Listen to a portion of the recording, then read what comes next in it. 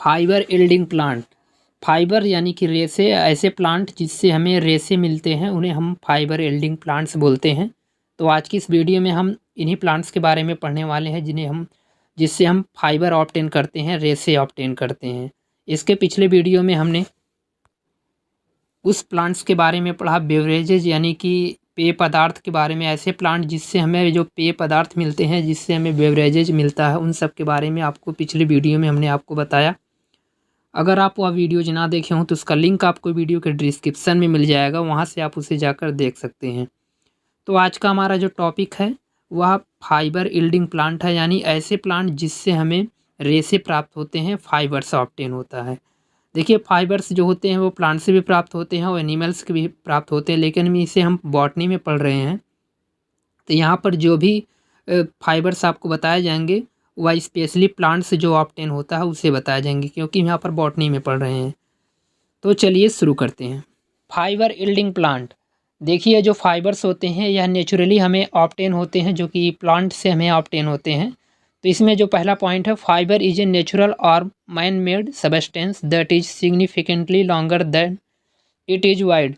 यानी कि जो ये फाइबर्स हैं नेचुरली ऑब्टेन होते हैं या फिर मनुष्य के द्वारा बनाए जाते हैं। जो फाइबर्स होते हैं वो तो स्पेशली प्लांट से ऑब्टेन होते हैं, प्लांट के स्टेम के पोर्शन से या फिर उसके डिफरेंट पोर्शन से हमें जो फाइबर्स मिलते हैं, पहले उस फाइबर्स को निकाला जाता है उनमें से, उसके बाद डिफरेंट प्रोसेसिंग करने के बाद वो फाइबर्स से इकोनॉमिक वैल्यू के लिए हमें ऑब्टेन होते हैं। तो ये जो फाइबर्स हैं वो हमें नेचुरली प्लांट से ही ऑब्टेन होते हैं। तो फाइबर, इसमें अगला जो है, fibres are obtain used in manufactures of other materials. कुछ अदर मटेरियल्स बनाने में भी फाइबर्स का यूज किया जाता है। और इसमें जो अगला है, the fibres are long thin flexible strand. यानी जो फाइबर्स होते हैं, फाइबर्स क्या होते हैं, फाइबर्स ऐसे रेसे होते हैं जो कि लंबे होते हैं, थिन यानी पतले होते हैं, फ्लेक्सिबल होते हैं, आसानी से मुड़ सकते हैं, और स्ट्रेंड्स एक धागे नुमा स्ट्रक्चर जो उनका होता है। तो ऐसे जो थिंग्स होते हैं उसे हम फाइबर्स बोलते हैं। The fibres are long thin flexible strand. यानी जो फाइबर्स होते हैं वो लॉन्ग होते हैं, थिन होते हैं, फ्लेक्सिबल होते हैं यानी कि लचीले होते हैं, और उनका जो स्ट्रेंथ जो रहता है वह एक धागे की तरीके से होता है। तो ऐसे जो स्ट्रक्चर जो हमें मिलती है प्लांट से वह फाइबर बोली जाती है। तो जो फाइबर्स हैं उनके नेचुरली जो हमें फाइबर्स जो ऑब्टेन होता है उसके स्ट्रक्चर के आधार पर जो फाइबर्स हैं उसको दो कैटेगरीज में डिवाइड किया गया है। इसमें जो पहला है वह नेचुरल फाइबर है। देखिए, नेचुरल फाइबर्स जो होते हैं वह दो टाइप के होते हैं। इसमें जो पहला होता है प्लांट फाइबर और दूसरा जो होता है वह एनिमल फाइबर। प्लांट फाइबर में जैसे ऐसे फाइबर जो हमें प्लांट से ऑब्टेन हो, प्लांट्स के डिफरेंट टाइप से, उनके रूट से या फिर उनके अलग जो भी पोर्शन से हमें फाइबर्स उनसे ऑब्टेन होता है। तो ऐसे जो फाइबर्स हमें ऑब्टेन होते हुए प्लांट फाइबर्स उन्हें हम बोलते हैं। इनमें जैसे कॉटन, जूट, सन हेम्प यानी इसे हिंदी में सनई बोलते हैं हम, और जूट को पटसन भी हिंदी में बोलते हैं। ये जो फाइबर्स हैं वो स्पेशली हमें प्लांट से ही ऑब्टेन होते हैं। कुछ ऐसे भी फाइबर्स होते हैं जो एनिमल्स के द्वारा हमें मिलता है, जैसे सिल्क हो गया जिसे रेशम बोलते हैं। तो ये सब जो एनिमल से फाइबर मिलते हैं उसको हम यहाँ पर नहीं पढ़ेंगे, क्योंकि हम यहाँ पर बॉटनी में पढ़ रहे हैं। तो यहाँ पर प्लांट से जो फाइबर मिलते हैं उन्हीं के बारे में यहाँ पर हम स्टडी करेंगे। इसके अलावा हमने आपको भी बताया कि ये टाइप्स ऑफ फाइबर में जो नेचुरल फाइबर है उनको दो कैटेगरीज में डिवाइड किया है, उसमें प्लांट फाइबर्स और एनिमल्स फाइबर। प्लांट फाइबर में कॉटन, जूट, सन हेम्प या सनई बोलते हैं जिसे, और एनिमल्स फाइबर जिसे सिल्क वगैरह या फिर रेशम जो है ये सब इसके कैटेगरीज में आते हैं। इसके अलावा जो दूसरा इसमें सिंथेटिक फाइबर है, तो सिंथेटिक फाइबर्स ऐसे फाइबर्स होते हैं जो कि जिसे ह्यूमन खुद बनाता है, ऐसे मैन मेड फाइबर्स भी बोलते हैं। इसमें जैसे नायलॉन, पॉलिएस्टर, ये सब जो हैं ये सब सिंथेटिक फाइबर की कैटेगरीज में आते हैं। एक्चुअली जो इसमें फाइबर्स हमें जो ऑब्टेन होता है वह प्लांट के स्क्लेरेनकाइमा टिश्यूज की वहाँ से हमें मिलता है, क्योंकि ये जो स्क्लेरेनकाइमा होती है वह बहुत थिक वाल स्ट्रक्चर उसका रहता है, बहुत थिक होती है। इसके अलावा थिक क्यों होती है, क्योंकि इसमें लिग्निन और पेक्टिन का डिपोजिशन हो जाता है, जिसकी वजह से जो वाल्स रहती है वह थिक हो जाती है। और एक क्या स्क्लेरेनकाइमा या डेड टिश्यू होते हैं, इसमें जो ल्यूमेंस रहते हैं वो कम्प्लीटली एब्सेंट रहता है। उसके बाद जो हमें एक स्ट्रेंथ की तरीके से हमें जो इसके बाद हमें वो मिलता है वह एक फाइबर्स मिलता है। अगर हम प्लांट फाइबर के केमिकल कंपोजिशन की बात करें तो इसमें सेलुलोज पाया जाता है और साथ ही साथ इसमें लिग्निन रहता है और इसमें पेक्टिन का भी कंपोजिशन रहता है। ये जो फाइबर्स होते हैं दीज आर स्क्लेरेनकाइमा फाइबर, ये जो फाइबर्स होते हैं स्क्लेरेनकाइमा टिश्यूज की होते हैं। तो ये प्लांट फाइबर का एक केमिकल कंपोजिशन है। इसके बाद हम अब एक एक फाइबर्स को देखते हैं। इसमें जो पहला फाइबर्स है वह जूट है। जूट को यानी जिसे हम पटसन भी बोलते हैं और एक प्रकार का यह बास्ट फाइबर है। बास्ट फाइबर क्या होता है अभी इसे समझते हैं। सबसे पहले इसको देख लेते हैं। पहले इसका क्या बॉटेनिकल नेम जो है वह कोरकस कम्पुलेरिस है, फैमिली टिलिएसी का एक मेंबर है। जो पटसन होता है यानी कि जो जूट होता है उससे हमें कहाँ से किस पार्ट से हमें जो फाइबर्स मिलना है वो कहाँ से हमें मिलता है, इसका जो सोर्स क्या है। तो part of plant use as a fibre from secondary phloem of stem, यानी इसका जो रहता है वह स्टेम का जो सेकेंडरी फ्लोएम का पोर्शन रहता है वहाँ से हमें फाइबर मिलता है। तो आपको ये चीज़ें याद रखनी है। जो फाइबर स्टेम के जो सेकेंडरी फ्लोएम रहता है, सेकेंडरी फ्लोएम या फिर उसके बाहरी वाले हिस्से जैसे एंडोस्पर्म या जो पेरीसाइकिल है, सेकेंडरी फ्लोएम या फिर एंडोस्पर्म या फिर जो ये पेरीसाइकिल है, ऐसे जगह से अगर हमें फाइबर्स मिलता है तो ऐसे फाइबर्स को हम बास्ट फाइबर कहते हैं। इसको आपको याद रखना है कि अगर किसी भी स्टेम के पोर्शन से या फिर किसी भी पोर्शन से अगर उसके सेकेंडरी फ्लोएम या उसके एंडोस्पर्म या फिर पेरीसाइकिल से हमें फाइबर्स मिलता है तो ऐसे फाइबर्स जो रहते हैं वह बास्ट फाइबर कहे जाते हैं। इसके अलावा जो जो फाइबर्स हमें जो जाइलम के पोर्शन से मिलता है उसे हम वुड फाइबर बोलते हैं। तो आपको याद रखना है बास्ट फाइबर क्या होते हैं और ये वुड फाइबर क्या होते हैं। तो जो ये बास्ट फाइबर होते हैं वह प्लांट के जो सेकेंडरी फ्लोएम रहता है या सेकेंडरी फ्लोएम हो गया या फिर एंडोस्पर्म हो गया या फिर पेरीसाइकिल हो गया, ऐसे जगहों से जब हमें फाइबर्स मिलते हैं तो उसे हम बास्ट फाइबर बोलते हैं। इसके अलावा अगर जाइलम के पोर्शन से हमें फाइबर्स मिलता है तो उसे हम वुड फाइबर कहते हैं। तो ये चीज़ें आपको याद रखनी है। तो ये जो जूट होता है, जूट या जिसे हम पटसन भी बोलते हैं, इसको कैसे हम फाइबर ऑब्टेन करते हैं, यानी कि ये जो है जूट या पटसन जो है इसमें हम कैसे इसको फाइबर से इसमें से निकालेंगे। तो इसकी एक कॉम्प्लिकेटेड प्रोसेस होती है। जैसे ये फाइबर्स जो हमें निकालना जब रहता है तो इसका जूट की जब फ्लावरिंग सीजन जब रहते हैं, जब जूट की फ्लावरिंग सीजन ख़त्म हो जाती है तब उनके स्टेम के छोटे छोटे पार्ट को, यानी कि जब इसकी फ्लावरिंग स्टेज ख़त्म हो जाएगी तो इसके स्टेम को हम छोटे छोटे टुकड़ों में बंडलों में काट कर उसे बांध लेते हैं और उसे तालाब में या फिर कोई गड्ढा रहता है उसमें डाल देते हैं। इन बंडलों को जो छोटे छोटे स्टेम के पार्ट हैं इसको हम काट कर किसी तालाब या किसी गड्ढे में डाल देते हैं लगभग 2 से 3 हफ्तों के लिए।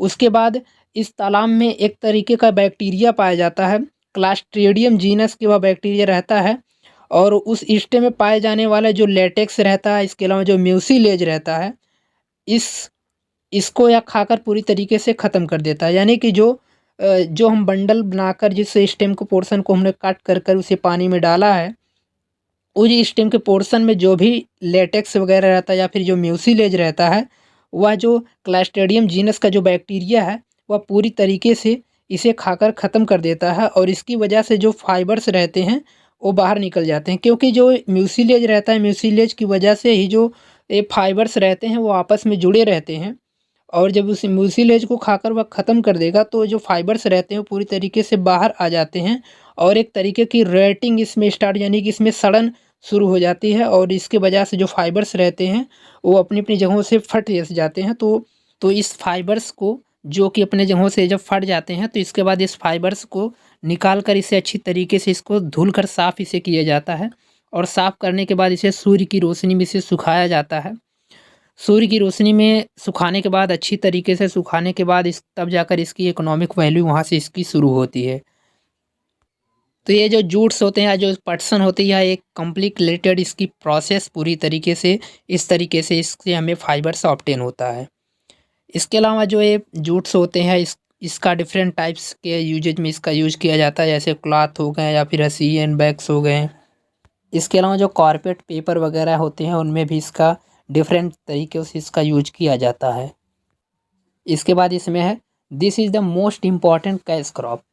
कैश क्रॉप किसे आप बोलेंगे? ऐसी क्रॉप जिसका किसान अपना खुद उसका यूज नहीं करता, पूरी की पूरी फसल बाज़ार में बेची जाती है, ऐसी जो फसल होती है उसे हम कैश क्रॉप बोलते हैं।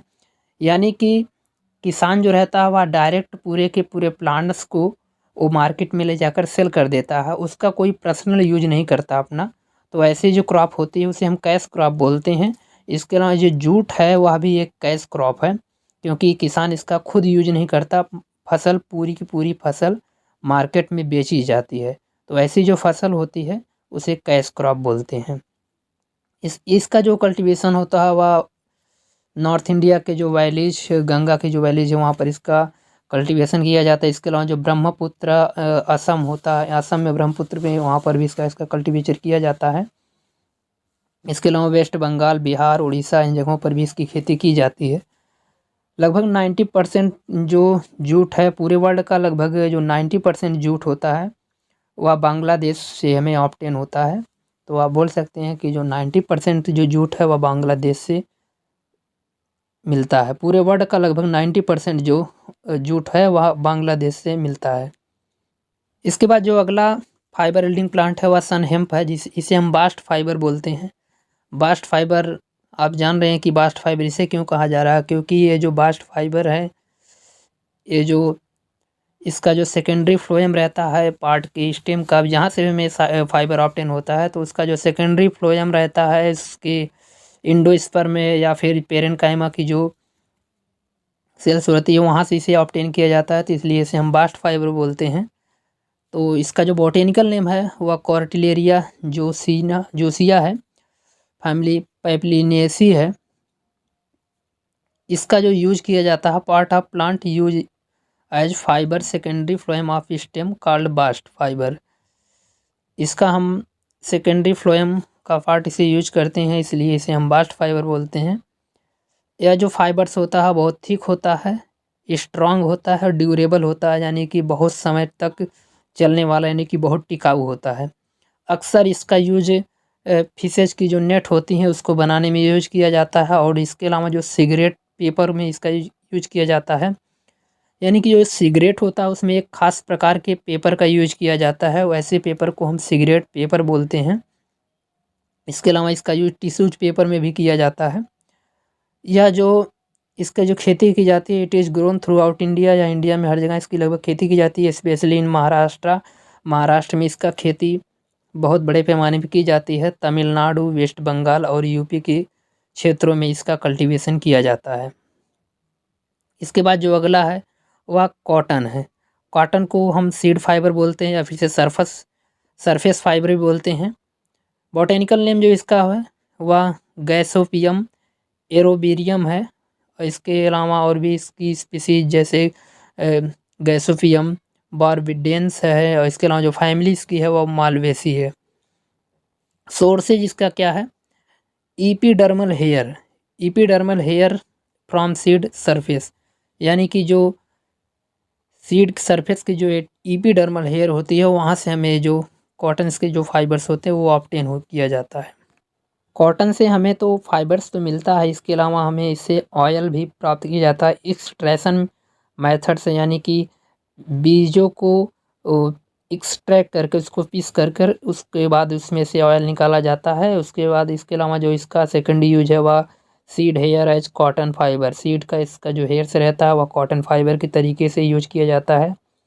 इसी कारण इसे सीड फाइबर बोलते हैं या फिर इसे सरफेस फाइबर भी बोलते हैं। इसमें लगभग 94% इसमें सेलुलोज पाया जाता है, जो कि इसे फ्लैट बनाता है, ट्विस्टेड बनाता है, और इसके अलावा जो फाइबर इसका रहता है वह वाइट कलर का रहता है। These are base of textile industry, यानी कि जो सूती कपड़ा जो उद्योग है उसका यह बेस माना जाता है, क्योंकि इसमें बहुत ज़्यादा इसका यूज किया जाता है, इसलिए इसका टेक्सटाइल जो इंडस्ट्रीज हैं इसमें इसका यूज बहुत किया जाता है। ये जो लॉन्ग कॉटन जो होते हैं वो जो लॉन्ग कॉटन फाइबर होते हैं उसे लिंट नाम देते हैं। इसके अलावा जो शॉर्ट कॉटन फाइबर होते हैं उसे हम फज नाम देते हैं, FUZZ। इसके अलावा it is an important constituent of cotton fibres, rubber tyres, carpets, blanket, cordage, इस सब चीज़ों में भी इसका यूज किया जाता है, जैसे रबर्स के टायर्स वगैरह हो गए, और कारपेट्स में भी इसका यूज अधिक किया जाता है। कॉटन की जो खेती की जाती है, यानी कि इसका जो कल्चर किया जाता है, इसकी जो खेती की जाती है वह यूएसए में, इंडिया में, पाकिस्तान में, इजिप्ट यानी कि मिस्र के देशों में इसकी खेती की जाती है। इसके अलावा ब्राज़ील के जो क्षेत्र होते हैं वहाँ पर भी इसकी खेती की जाती है। इसके बाद जो इसमें नेक्स्ट फाइबर है वह कोकोनट फाइबर, जिसे हम कोर फाइबर भी बोलते हैं। इसे फ्रूट फाइबर भी बोलते हैं, क्योंकि ये जो फाइबर्स होते हैं, जो कोकोनट्स के जो फ्रूट्स रहते हैं उसके ऊपरी सरफेस पर, यानी कि जो उसका मीजोकार्प का रीजन रहता है, पहले उसके ऊपर एपिडर्मिस होती है। एपिडर्मिस बहुत पतली थिन सी लेयर होती है। अक्सर उसका यूज अगर आप कच्चे नारियल लेते हैं तो उसमें उस ऐसे नारियल जो कच्चे होते हैं उसमें आप देखते हैं कि उसमें एक पतली सी लेयर पाई जाती है, तो उसे हम एपिडर्मिस बोलते हैं। उसके बाद उसकी जो मीजोकार्प की जो लेयर रहती है उसमें बहुत ज़्यादा फाइबर का डिपोजिशन रहता है।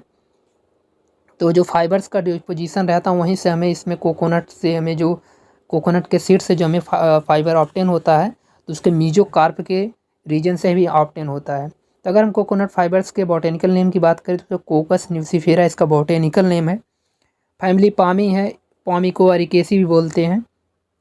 इसके अलावा इसका अगर हम सोर्स की बात करें, यानी कि जो कोकोनट फ्रूट है उसके किस पार्ट से हमें फाइबर्स मिलते हैं, तो mesocarp of the fruit for fibres, यानी इसका जो मीजोकार्प का जो रीजन रहता है वो पहले ऊपर का जो रहता है वह एपिडर्मिस बहुत पतली होती है। इसके बाद जो मीजोकार्प का जो रीजन रहता है वह थोड़ा सा उसमें फाइबर्स का डिपोजिशन अधिक पाया जाता है, इसीलिए इसका यूज फाइबर्स के रूप में करते हैं। तो इसका जो मीजोकार्प का फ्रूट का जो मीजोकार्प का जो रीजन रहता है वहाँ से हमें इससे फाइबर्स मिलता है। इसके अलावा जो इसके इंडोस्पर्म का जो रीजन रहता है, सीड का जो इंडोस्पर्म का रीजन रहता है वहाँ से एक्सट्रैक्शन मेथड के थ्रू बड़े बड़े रोलरों के बीच से इससे निकाला जाता है, तो उससे हमें ऑयल्स मिलता है। तो लेकिन हमें यहाँ पर फाइबर जो मिलता है वह मीजोकार्प के रीजन से मिलता है फ्रूट के। इसके अलावा these fibres are stiff reddish brown, इसका जो फाइबर्स रहता है स्टिफ रहता है, रेडिश ब्राउन कलर का होता है, स्ट्रांग होता है, वाटर प्रूफ होता है। ये फाइबर्स जो होते हैं बहुत वाटर प्रूफ होते हैं, ये जल में बहुत जल्दी ख़राब नहीं होते, इसलिए जो मैराइन केबल्स होती हैं समुद्र में जो केबल्स का जिसका यूज किया जाता है, तो ऐसे केबलों में इस फाइबर्स का यूज किया जाता है। इसके अलावा use in brush, cord, mat, रस्सी सी बनाने में भी इसका यूज किया जाता है। इसकी जो रस्सियाँ बनती है बहुत ज़्यादा मजबूत होती हैं और साथ ही साथ उसमें किसी प्रकार की स्लीपिंग की प्रॉब्लम नहीं होती। इसके अलावा जो नेक्स्ट फाइबर है जिसे हेम्प बोलते हैं, और यह जो फाइबर्स है वह बास्ट फाइबर है। बास्ट फाइबर यानी कि fibres from secondary phloem of stem called bast fibre. Secondary phloem के पोर्शन से अगर फाइबर्स को निकाला जाता है तो उसे वह बास्ट फाइबर बोलते हैं। अगर वही फाइबर्स से अगर कोई फाइबर जाइलम के पोर्शन से निकाला जाएगा तो उसे वुड फाइबर बोलते हैं। तो ये दोनों चीज़ें अब कंप्लीट आपको याद रहनी चाहिए। बॉटेनिकल नेम की अगर इसकी हम बात करें तो कैनबिस सटाइवा इसका बॉटेनिकल नेम है, फैमिली कैनबिनेसी है। इस ये जो कैनबिस सटाइवा इसमें अधिकतर जो है ये सब नशीले पदार्थ होते हैं। तो इसमें अगर हम इसकी बात करें तो ये जो सोर्सेज इसका जो है वह सेकेंडरी फ्लोएम से ऑब्टेन होता है, इसलिए इसे हम बास्ट फाइबर बोलते हैं। इसके अलावा these fibres are long strong but no flexibility. ये जो फाइबर्स होते हैं स्ट्रॉन्ग होते हैं, लॉन्ग लंबे होते हैं, लेकिन इसमें किसी प्रकार की फ्लेक्सिबिलिटी नहीं पाई जाती है। इसका मतलब कि आप इसे मोड़ नहीं सकते, यानी कि ये फ्लेक्सिबल नहीं है, मोड़ नहीं सकती है। इसके अलावा these are use for making rope, mat, net, इन सब चीज़ों में इसका यूज किया जाता है। तो आज की इस वीडियो में हमने आपको जो भी फाइबर यील्डिंग प्लांट्स हैं उनके कुछ नेम के साथ साथ और उनमें क्या यूजेज है इन सब के बारे में आपको डिटेल से बताया। अगर आपको यह वीडियो जो इन्फॉर्मेटिव लगी हो तो इसे लाइक करना ना भूलें, साथ ही साथ चैनल को सब्सक्राइब जरूर करें।